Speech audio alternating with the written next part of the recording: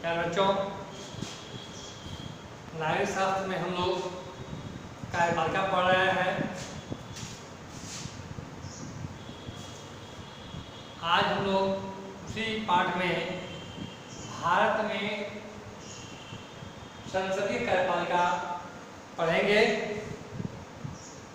जब भारत का संविधान बनाया जा रहा था तो उसमें भारत को सन 1919 से 1935 के अधिनियमों के अंतर्गत संसदीय व्यवस्थाओं का संचालन हो रहा था, जिसका हमें काफी लाभ मिला। इस अनुभव ने हमें यह सिखाया, संसदीय व्यवस्था के अंतर्गत कार्यपालिका को जनप्रतिनिधियों द्वारा प्रभावी तरीके से कैसे नियंत्रण किया जाए। भारतीय संविधान को बनाने वाले लोगों ने, विद्वानों ने एक ऐसी सरकार का अस्तित्व सुनिश्चित करना चाहते थे जो जनता के पक्षाओं पर खरा उतरे, जनता के प्रति उत्तरदायी हो। इसी तथ्य को ध्यान में रखते हुए भारत में संसदीय शासन प्रणाली को अपनाया गया।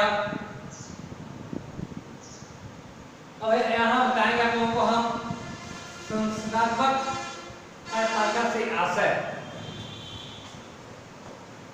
संसदात्मक कार्यपालिका उसे कहते हैं जिसमें कार्यपालिका संसद के नियंत्रण में रहती है।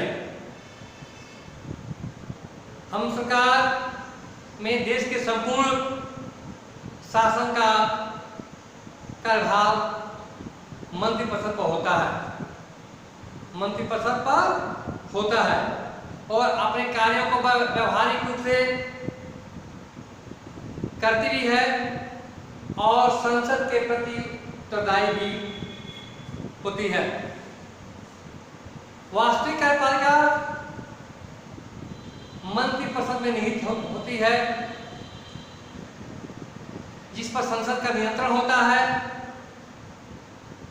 वह मंत्री संसद के प्रति जवाबदेह होते हैं। हमारे संसद के सदस्यों द्वारा प्रश्न पूछे जाते हैं, जिसे संबंधित मंत्री उसका जवाब भी देते हैं। देश का नाम मात्र का प्रधान, कार्यपालिका प्रधान राष्ट्रपति होता है। क्योंकि राष्ट्रपति अपनी स्वेच्छा से कोई निर्णय नहीं कर सकता और अपने अधिकारों का उपयोग नहीं कर सकता, मंत्रिपरिषद के खिलाफ अपना कार्य करता है। ऐसी व्यवस्था भारत और ग्रेट ब्रिटेन में है। अब यहाँ हम आएंगे संसदीय कार्यपालिका के गुण। संसदात्मक कार्यपालिका के गुण, पहला है कार्यपालिका और व्यवस्थापन में सहयोग। क्योंकि कार्यपालिका के जो हमारे मंत्रीगण होते हैं वो व्यवस्थापिका के ही अंग होते हैं। व्यवस्थापिका के सदस्यों में से ही कार्यपालिका के मंत्रियों का चयन किया जाता है। जब तक व्यवस्थापिका के सदस्य मंत्रिपरिषद का सहयोग नहीं करेगी, तब तक वो मंत्री अपना काम सुचारू रूप से नहीं कर पाएगा। संबंधित मंत्री या प्रधानमंत्री या कोई मंत्री ऐसे नीति को निर्धारित नहीं करेंगे, लागू नहीं करेंगे जो जनता के हित में न हो। अगर सदन के सदस्यों को अर्थात व्यवस्थापिका को यह लगे कि यह प्रारूप या यह नियम या कानून जनहित में नहीं है, देश हित में नहीं है, उसमें शोर शराबा होता है, वह कानून भी पास नहीं हो पाता है। कभी कभी सरकार जब बहुत विरोध होता है ऐसे कानूनों को या ऐसे डॉक्टरों को वापस ले लेती है। और दूसरा है गुण में कार्यपालिका निरंकुश नहीं होती है, क्योंकि जो मंत्रिमंडल होता है जिसे हम कार्यपालिका करते हैं वह व्यवस्थापिका का ही अंग होता है। व्यवस्थापिका के सदस्यों में से ही मंत्रिमंडल बनता है या मंत्री बनते हैं। इस प्रकार कभी जो है वह निरंकुश नहीं हो सकते, क्योंकि व्यवस्थापिका उन पर जो है अंकुश लगाती है, उनको सही कार्य करने के लिए प्रेरित करती है, दबाव बनाती है। चौथा गुण है परिवर्तनशीलता। कार्यपालिका में समय समय पर परिवर्तन भी होता रहता है। जब प्रधानमंत्री को लगता है कि नहीं अमुक मंत्री अच्छा काम नहीं कर रहा है, इससे अच्छा यह मंत्री करता है, तो प्रधानमंत्री उसको बदलता भी रहता है। कभी कभी प्रधानमंत्री जो है संबंधित मंत्री को त्याग पत्र देने के लिए करते हैं। यदि वो त्याग पत्र नहीं देते हैं तो उनको पदच्युत कर दिया जाता है या बर्खास्त कर दिया जाता है। या कभी कभी यदि सदन में मंत्रिमंडल अपना विश्वास खो देती है, अविश्वास प्रस्ताव पारित हो जाता है, तो भी सरकार चली जाती है। इस प्रकार संसदात्मक कार्यपालिका जो है परिवर्तनशील है। चौथा गुण है राजनीतिक चेतना का जागरण। क्योंकि लोकतंत्र में यह आवश्यक नहीं है कि अमुक व्यक्ति चुनाव नहीं लड़ेगा। इससे जो है समाज में, वर्ग में या लोगों में यह चेतना जागृत होता है कि हम भी सांसद बने, हम भी मंत्री बने, हम भी प्रधानमंत्री बने। तो इस प्रकार समाज में एक राजनीतिक चेतना का जागरण होता है। इसका मुख्य श्रेय जो है संसदात्मक कार्यपालिका का ही है। पांचवा है लोकमत व लोक करार पर आधारित। क्योंकि संसदात्मक कार्यपालिका पूर्ण रूप से लोकतांत्रिक है, या कोई भी कार्य लोक कल्याण में, जन कल्याण में ही करती है, देश हित में ही काम करती है। चाहे शिक्षा के संबंध में काम करें, स्वास्थ्य के संबंध में काम करें, या इंफ्रास्ट्रक्चर के संबंध में काम करें, बिजली, पानी, सड़क, रेल या यातायात के साधन, या सबको आवास देना, सबको भोजन देना, यानी यह जो है प्रणाली जो है जन कल्याणकारी प्रणाली है, लोक कल्याणकारी प्रणाली है। आम लोग इससे लाभान्वित होते हैं। यह किसी वर्ग विशेष पर के लिए नहीं है, या समाज के दबे कुचले वर्ग के लोग हैं उनको उत्थान करने के लिए प्रेरित करती है, उनको मुख्य धारा लाने प्रेरित करती है। कहीं छुआछूत भेदभाव वाली प्रणाली नहीं है। चाहे किसी भी जात का हो, किसी भी धर्म का हो, किसी भी मजहब का हो, वह व्यक्ति जो है संसदीय कार्यपालिका का बन सकता है। अब छठा है लोकतांत्रिक सिद्धांतों की रक्षा।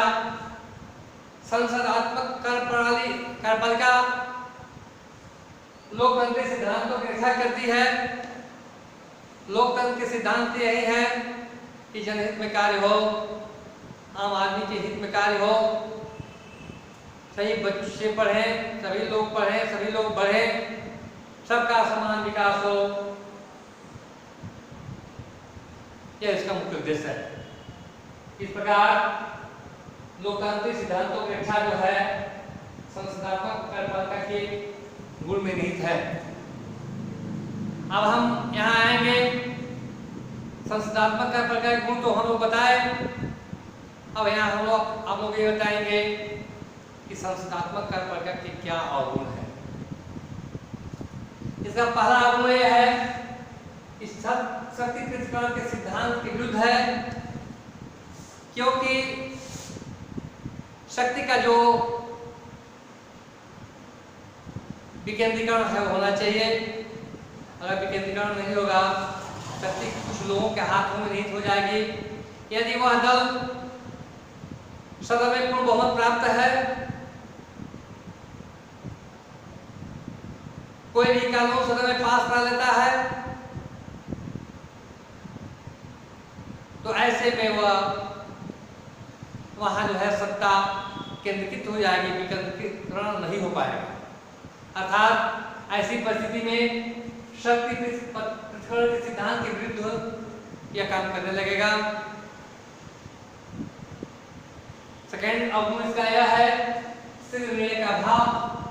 चूंकि मंत्रिमंडल एक दो लोगों का समूह नहीं है, यह 50 60 70 लोगों का समूह है। कोई निर्णय लेना होता है तो मंत्रिमंडल में रखा जाता है, कैबिनेट में रखा जाता है, कैबिनेट निर्णय लेती है, कैबिनेट में बैठक रोज बुलाई नहीं जाती है, समय समय बुलाई जाती है, निर्णय लिया जाता है। इसलिए कुछ निर्णयों में विलंब हो जाता है। यह इसका जो है एक बहुत बड़ा दोष है। तीसरा है दलीय तानाशाही। चूंकि बहुमत दल के नेता ही प्रधानमंत्री बनता है, मंत्रिमंडल का विस्तार करता है, अर्थात कार्यकाल का निर्माण करता है। अगर बहुमत है तो सरकार अपनी मनमानी काम करती जाएगी। लोकसभा या राज्यसभा में उसको पूर्ण बहुमत है, कोई कानून लाएगी, पास कर लेगी, लोकसभा से पास कर ले, राज्यसभा से पास कर ले, फिर राष्ट्रपति के वहां से उसको अनुमोदन मिल जाएगा। ऐसे में दलित तानाशाही का भय बना रहता है। इसका एक बहुत महत्वपूर्ण अवगुण है सरकार की अस्थिरता। क्योंकि बहुमत का नेता ही सरकार बनाता है। कभी कभी ये होता है कि कुछ दल मिलकर जो है सरकार बनाते हैं। यदि बहुमत का नेता सदन में अपना विश्वास खो दे या मत में आ जाए तो सरकार गिर जाती है, जिसका सबसे अच्छा उदाहरण बीपी सिंह का सरकार रही है, चंद्रशेखर जी की सरकार रही है, देवेगौड़ा की सरकार रही है, इंद्र कुमार गुजराल की सरकार रही है। यह बहुमत के अभाव में सरकारें गिर गई थी। वाजपेयी जी भारतीय जनता पार्टी के नेतृत्व सरकार बनाए थे, उनकी भी सरकार 13 दिन चली, पहली बार, दूसरी बार 13 महीना चली, फिर उसके बाद बहुमत अभाव में गिर गई थी। फिर उसके बाद जो है वह एनडीए का गठन उन्होंने किया, काफी दलों के को लेकर एक जो है एनडीए बनाया और एनडीए से फिर 4.5 साल तक लोग सरकार उन्होंने चलाया। इस प्रकार सरकार कब तक रहेगी, कब तक जाएगी, यह उसके बहुमत पर निर्भर करता है। यह भी इसका एक महत्वपूर्ण दोष है। संकट के समय दुर्बल। जब देश पर कोई संकट आ जाता है तो उस समय निर्णय, क्योंकि एक आदमी के हाथ में नहीं है, मंत्रिमंडल के हाथ में निर्णय होता है। मंत्रिमंडल के सदस्यों का अलग अलग अपना राय होता है। कौन मंत्रिमंडल का सदस्य क्या चाहता है, क्या राय व्यक्त करता है, तो उसमें भी जो है काफी समय लग जाता है।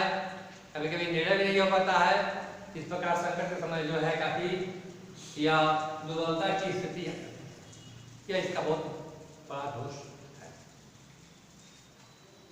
छठा है योग्य व्यक्तियों की सेवाओं का लाभ न मिल पाना। क्योंकि बहुमत दल का नेता प्रधानमंत्री बनता है, अपने दल से ही मंत्रिमंडल का विस्तार करता है। इस प्रकार विपक्ष में बैठे हुए लोगों में योग्य अनुभवी लोगों को जो है सरकार में आने का मौका नहीं मिल पाता है। बहुत योग्य कोई व्यक्ति हो, विपक्ष में हो, वित्त मंत्री बनना चाहता हो, वित्त मंत्री बनने के लिए बहुत योग्य हो, रक्षा मंत्री बनने के लिए बहुत योग्य हो, या रेल मंत्री बनने के लिए बहुत योग्य हो, या गृह मंत्री बनने के लिए बहुत योग्य हो, किंतु वह चूंकि वह दल सरकार में नहीं है तो उस सदस्य को मंत्रिमंडल में जगह नहीं मिल सकती। इस प्रकार योग्य व्यक्तियों की सेवाओं का लाभ कई ढंग से नहीं मिल पाता है। तो आज हम आप लोगों को जो है भारत के संसदीय कार्यपालिका को पढ़ाया, समझाया। मैं अपेक्षा करता हूँ कि इससे संबंधित प्रश्न पूछेंगे। जो समझ में ना आवे वो भी आप लोग मोबाइल के माध्यम से, व्हाट्सएप के माध्यम से, फोन के माध्यम से पूछ सकते हैं। इसका मैं समाधान करने का प्रयत्न करूंगा। अब हम लोग नेक्स्ट डे पढ़ेंगे राष्ट्रपति की योग्यता क्या होती है, कौन सा व्यक्ति राष्ट्रपति हो सकता है, राष्ट्रपति निर्वाचन कैसे हो सकता है, राष्ट्रपति का वेतन भत्ता क्या है, राष्ट्रपति के अधिकार क्या है, राष्ट्रपति को कैसे पदच्युत कर सकते हैं, इत्यादि चीजें जो है आप लोग कम्युनिस्ट क्लास में पढ़ाएंगे। और अपेक्षा ये करते हैं कि आप उसको भी पढ़ लेंगे ताकि अच्छा समझ में आएगा। कापी किताब ले लें, कलम ले लें, नोट्स बनाया करें, नोट्स दिखाया करें। जैसे ही विद्यालय खुलेगा तो आप लोग नोट्स देखेंगे और फिर जो है उसी अनुसार टेस्ट भी लेंगे। धन्यवाद।